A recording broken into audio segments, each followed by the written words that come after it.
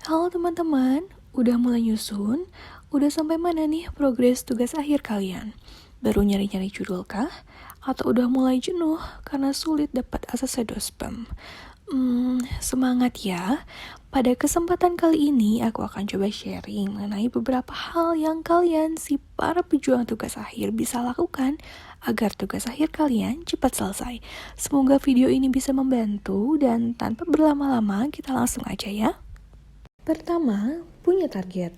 Ya, punya target. Misal target, minggu ini aku harus dapat judul. Atau akhir bulan ini aku harus semprot. Kenapa? Karena dengan adanya target, kita bisa lebih semangat dan lebih disiplin dalam garap tugas akhir. Kalau misal lagi males-malesan, saat ingat target akan ngebuat kita bisa langsung ngebut garap tugas akhir kita. Walaupun dengan target akan membuat kita sedikit terpaksa mengerjakan tugas akhir pada waktu-waktu tertentu, tapi dengan target akan sangat membantu kita mengendalikan rasa malas pada diri kita dan membuat tugas akhir cepat selesai. Walaupun misal pada endingnya target kita tidak terrealisasi karena faktor eksternal, misal karena dosen sakit atau dosen keluar kota sehingga tidak bisa revisi, tidak bisa ACC, atau tertunda jadwal seminar atau sidangnya, tapi dengan punya target, progres tugas akhir kalian akan jauh lebih baik dibanding jika tidak punya target. 2. Tiap hari selalu ada progres, walau sedikit. Ya, berprogres walau progres kita dalam sehari hanya 0,5%. Usahakan dalam satu harinya kita selalu menyisihkan waktu untuk tugas akhir kita, walaupun hanya menulis satu kalimat. 3. Jangan putus asa saat kenyataan tidak sesuai ekspektasi. Ya, ini penting sih saat apa yang kalian hadapi di lapangan, saat respon dosen pembimbing, saat data penelitian, dan hal lainnya tidak sesuai dengan apa yang kalian harapkan. Jangan sampai buat kalian putus asa dan merasa menyerah dengan tugas akhir kalian.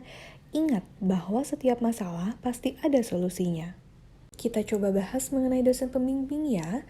Problem berkaitan dengan dosen pembimbing yang biasa dihadapi oleh mahasiswa yang sedang menghadapi tugas akhir diantaranya adalah pertama, revisi lama, kemudian yang kedua, dosen pembimbing yang kurang solutif pada problem penelitian yang dihadapi mahasiswa bimbingannya, serta yang ketiga, kadang ada dosen pembimbing yang kurang teliti pada hasil garapan tugas akhir mahasiswa bimbingannya.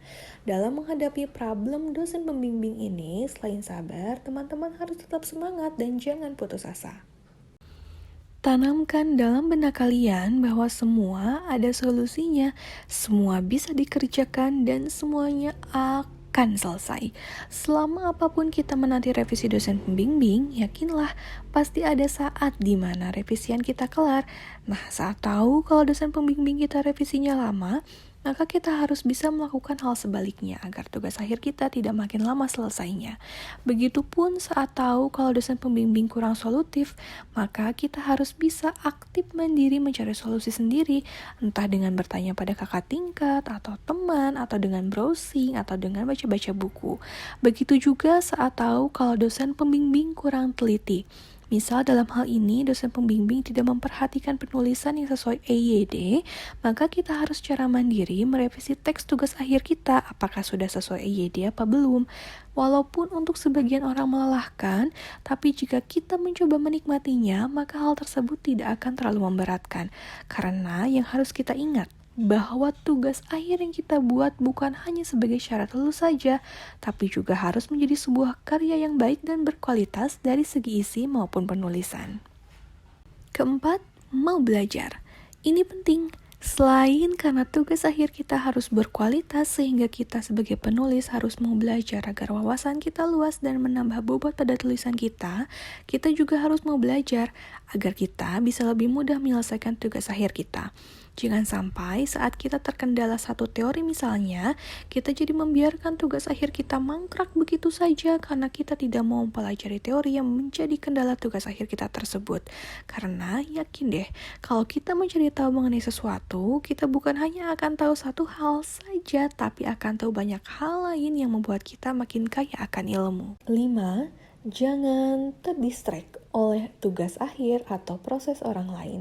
Ya, Menurut aku ini penting sih agar kita tetap fokus pada apa yang menjadi target dan progres kita. Kalau keingintahuan kita mengenai tugas akhir orang lain membuat kita termotivasi untuk lebih baik sih nggak masalah ya. Tapi yang harus dihindari itu jika membuat kita menjadi down dan insecure hingga membuat kita tidak mau lagi berprogres sesuai dengan apa yang sudah kita targetkan. Yang keenam, satu per satu. Ya, satu-satu ya, tidak perlu multitasking agar tugas akhir cepat selesai, karena untuk orang yang tidak bisa multitasking hanya akan membuat garapan tugas akhir nanggung dan makin lama pengerjaannya. Hal ini juga berkaitan dengan cara mengerjakan tugas akhir yang harus sesuai urutannya. Misal diselesaikan dulu bab satunya, baru ke bab 2. Yang terpenting, berdoa. Ya, saat kita berdoa, selain hati kita merasa tenang karena menggantungkan harapan kita pada yang di atas, namun kita juga akan lebih semangat saat menggarap tugas akhir kita karena hal tersebut merupakan bagian dari ikhtiar yang kita lakukan. Sekian untuk video kali ini, semoga bisa membantu dan menjadi motivasi ya untuk teman-teman semua yang sedang atau mau mulai mengerjakan tugas akhir. Semoga tugas akhir kalian dimudahkan pengerjaannya dan semoga jalan kalian dilancarkan untuk memperoleh gelar yang kalian nanti-nantikan.